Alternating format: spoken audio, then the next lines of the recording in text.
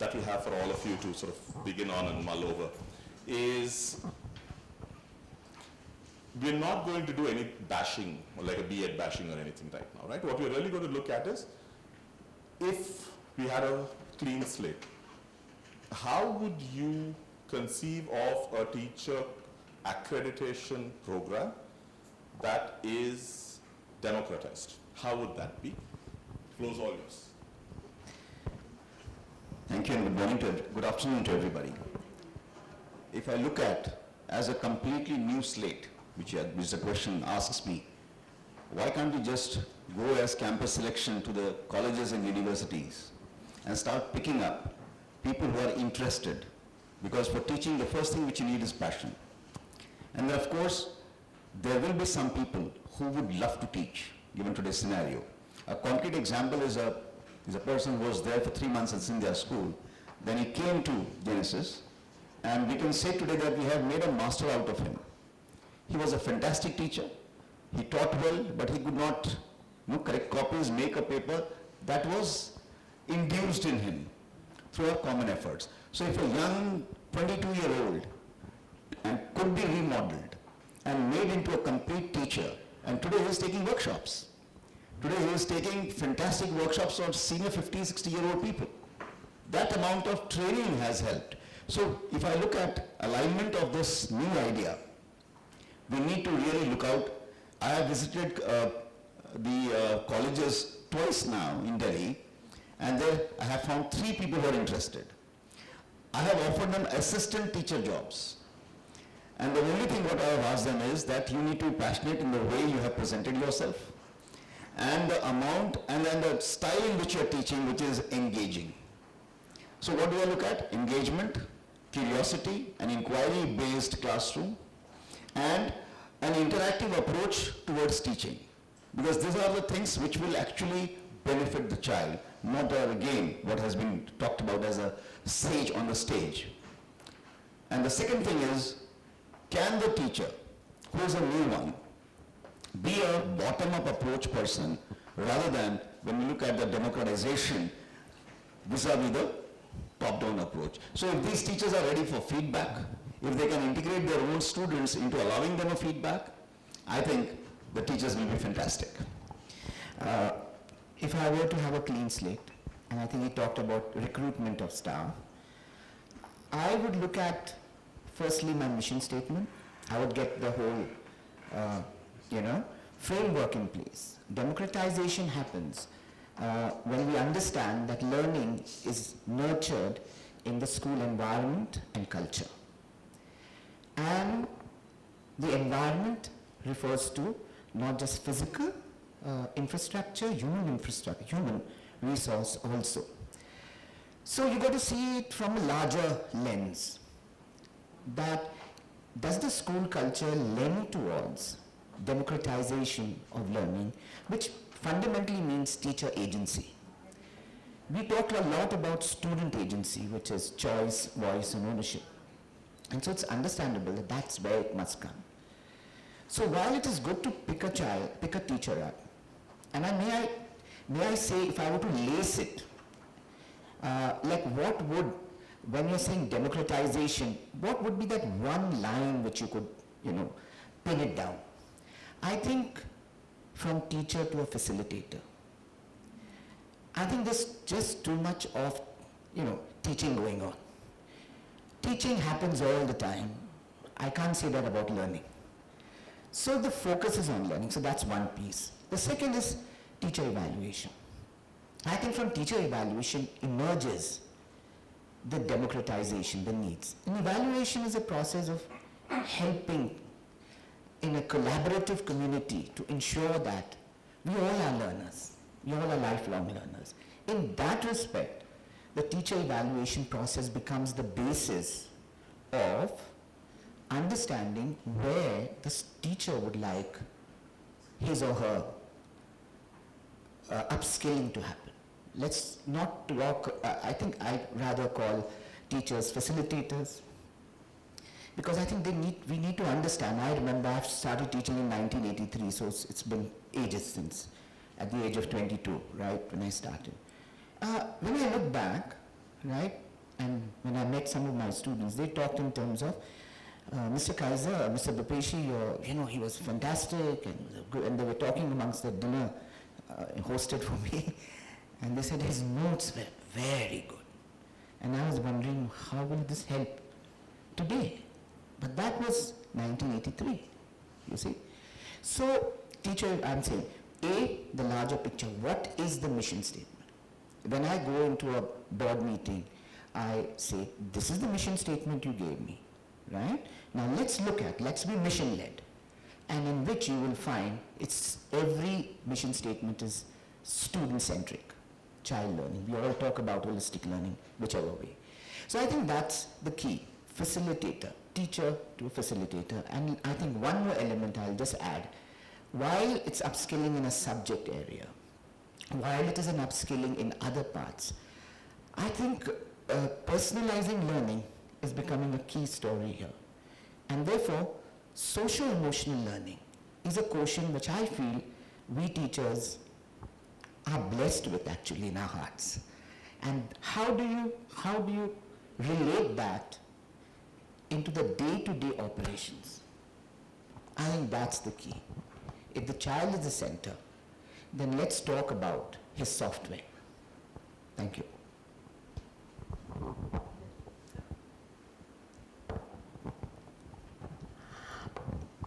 I would like to start from the very beginning. Democracy, like we all know, is a privilege, but then again it's a responsibility as well. We get to say our heart out, but we also need to listen to others.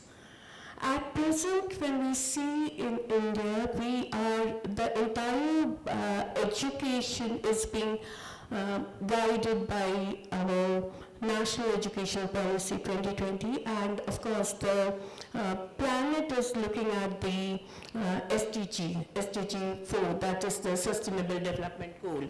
I've jotted down some things for this democratization of the training. When we look at NEP 2020 and the NCFSC and the NCFFS, that is the school education curriculum and the foundation stage curriculum, and also aligning it with the SDG 4, we see that two main things coming out. One is the lifelong learning, and then of course, the first is the quality in the entire education process. When we talk about, the democratization of the teacher training, I would also like to see out here not just the pre-service, but the in-service as well. Like we know that in NEP 2020 we have stated out there about the 50 hours of CPD, that is the continuous professional development. And how do we democratize this process? Because the way at present the things are happening in the teacher training, we need to change there. So how do we do that? One is that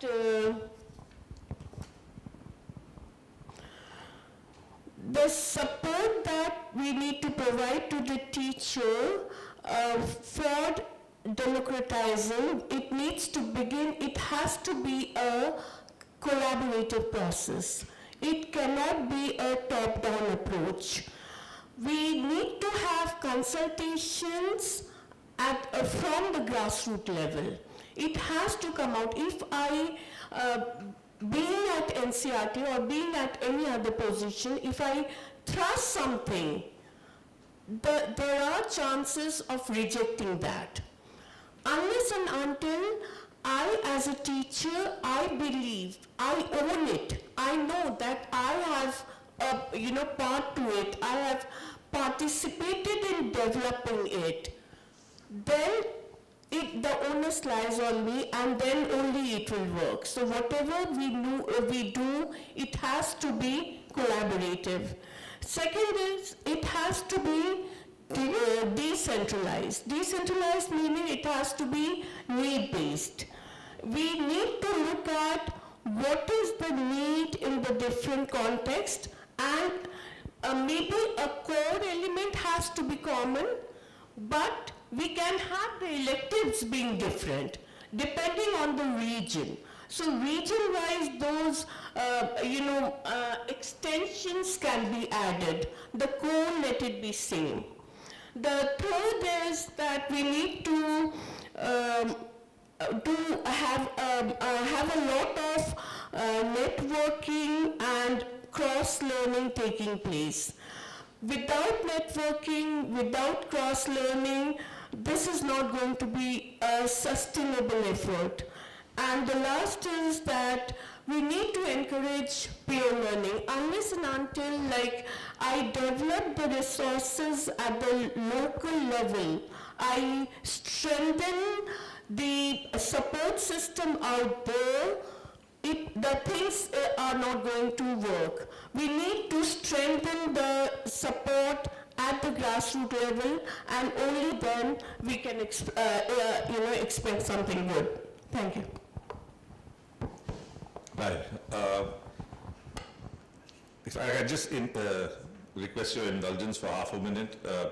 My introduction is not important, but since this is the first time I am meeting you, I'd just like to get it correct. I'm not an MA from Jamia Millia. I did my MBA from the London Business School, and I was working in the corporate world before I joined education. About 9 years ago, I went back to my alma mater, Welham Boys School, for a sabbatical.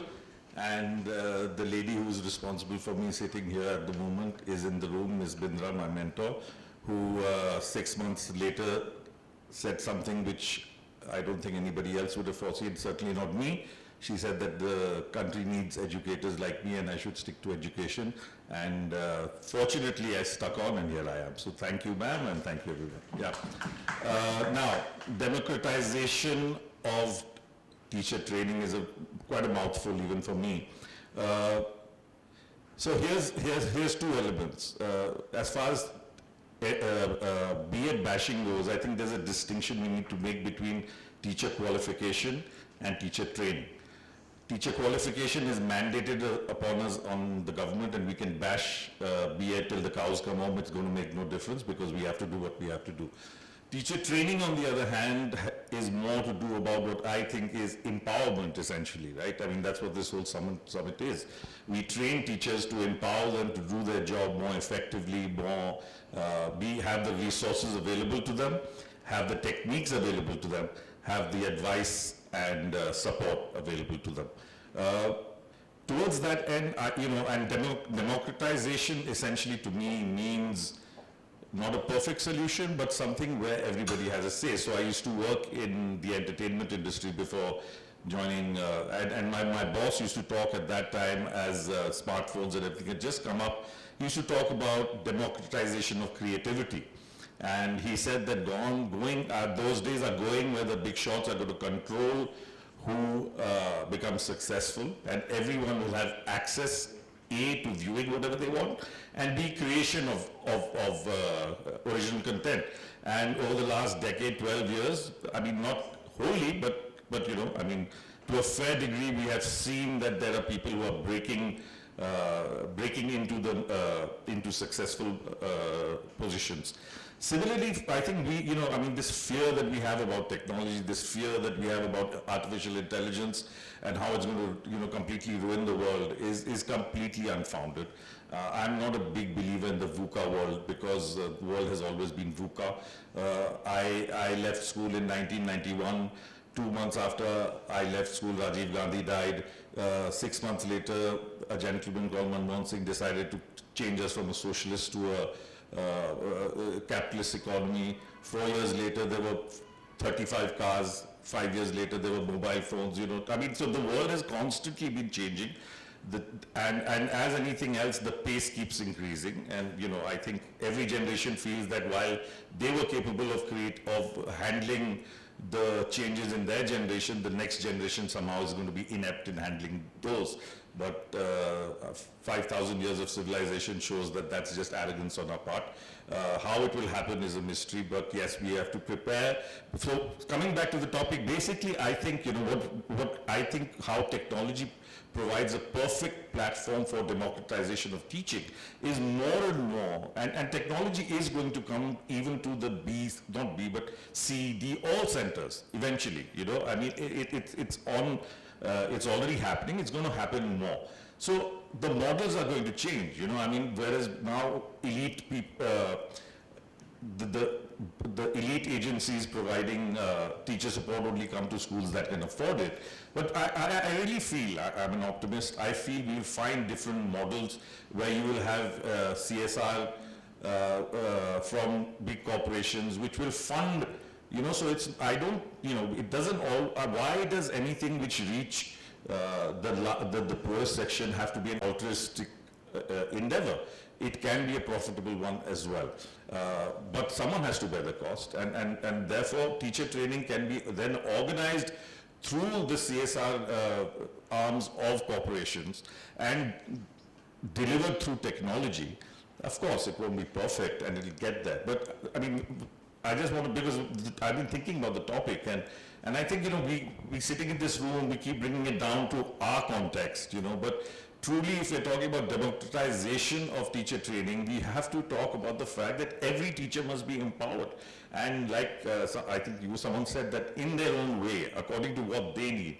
Let us not sitting here in this room decide what kind of training someone sitting in a village in Bihar requires, because that's extremely arrogant of us, Yeah, thank you.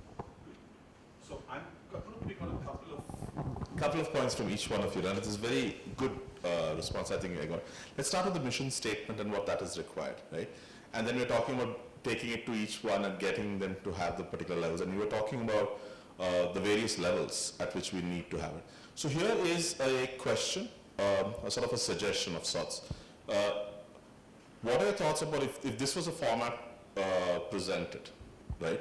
Where we have the core national requirements of any education program, and hence the capabilities for it, defined at the national level. And then at the state level, we have the state context, the culture, all of those requirements brought in. And then at the district or award level, we have specific contextual skills as well as capabilities and the context itself of what is it that is there, that specified here. So you train at this level, you're trained at this level, and you're trained at this level, and hence you are actually someone who's capable. Now this then allows, as you said, at the village level, someone to be able to say, yes, this person has worked, understood, apprenticed enough, and has trained enough, and I think this person can be stamped with the qualification of a teacher for this particular school. So the qualification, the reason why B.Ed becomes an issue is that the qualification is assumed to be the training, right? So in our country, the qualification is the training. I get a B.Ed, hence I am a teacher.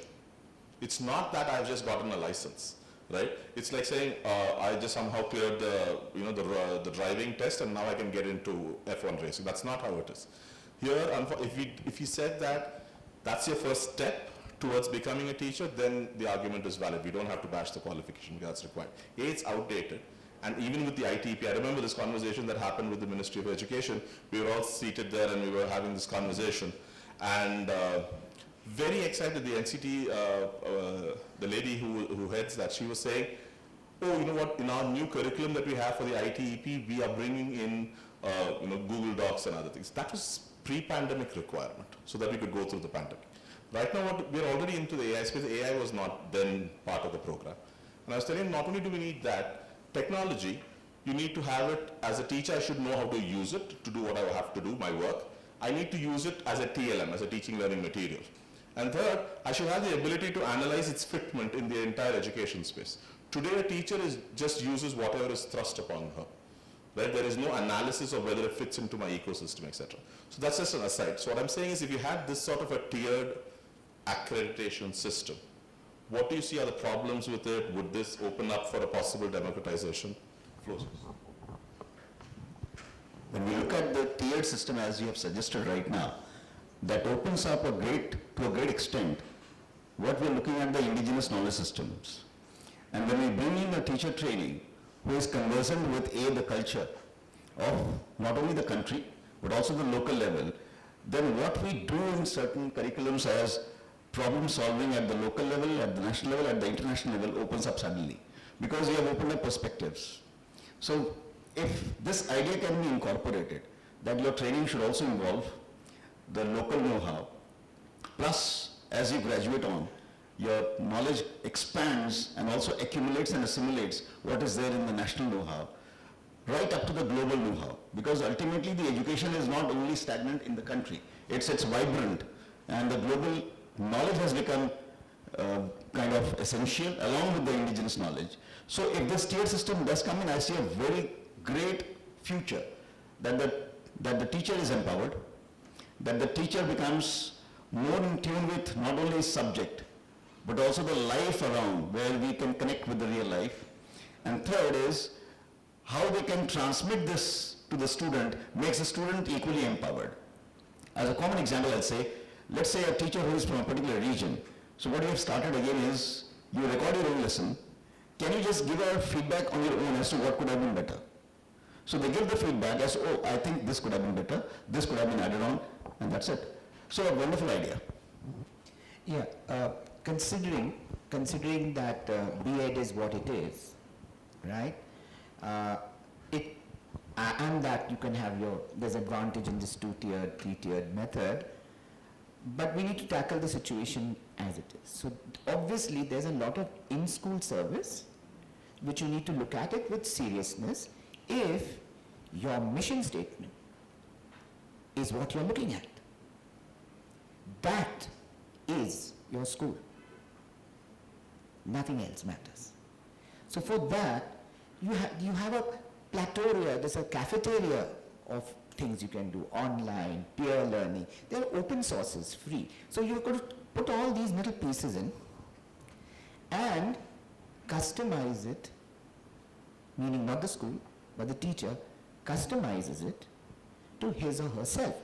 But then I believe it begins with teacher evaluation, not as a method of policing the teacher, but the idea of improving learning and self-learning. Like one of my questions to my teachers when I appoint is a simple one. What is the last book have you read? So in your library, let us say, do you have pedagogical related books, resources? Do you have licenses for certain, like, I'm just throwing out a word association of supervision and curriculum development, a small license for leadership, in that magazine or online resources. Meaning, what I'm trying to say, there needs to be direction. Whatever you're doing, there needs to be direction. And the direction is your mission statement, your teacher evaluation linked to it, and from there emerges through those conversations what the teacher feels like, I'm good, I would like technology, I think this is it. That open conversation stems from where? It stems from the school, environment and culture. So leadership comes into play. Is leadership top-down? Is leadership autocratic? Or is leadership democratic? So if leadership is democratic, this will float. Okay? All right, thank you. All right, so the 3-tier system, I feel that for the pre-service, the 3-tier, I don't think it will work well, because I feel for the pre-service, it should be a 2-tier. Because we have the national core and we also have the state specific, but going at the district level for the pre-service would be necessary. We also need to understand that if we go too much into contextualization at the pre-service level, because during the pre-service level I am just equipping the teacher with the know-how. Right, the basic know-how, how to, transact, how to engage the classes. So that know-how, and the teacher only has an internship to go for. So the understanding the context in a deeper manner would be difficult for a pre-service teacher to appreciate and kind of take it in. And also, I am restricting the mobility of the teacher from one state to the other, or from, from one nation to the other. That we need to have a bigger, canvas.